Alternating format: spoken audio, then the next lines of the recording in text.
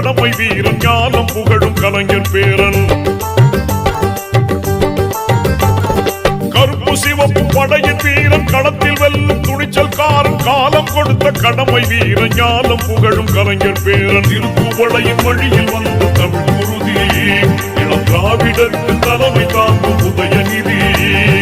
திருக்குவளையின் வழியில் வந்த தமிழ் குருதி இளம் திராவிடருக்கு தலைமை தாங்கும் உதயநிதி. கருப்பு சிவப்பு படையின் வீரன் களத்தில் வெல்லும் துணிச்சல்காரன் காலம் கொடுத்த கடமை வீரன் ஞானம் புகழும் கலைஞர்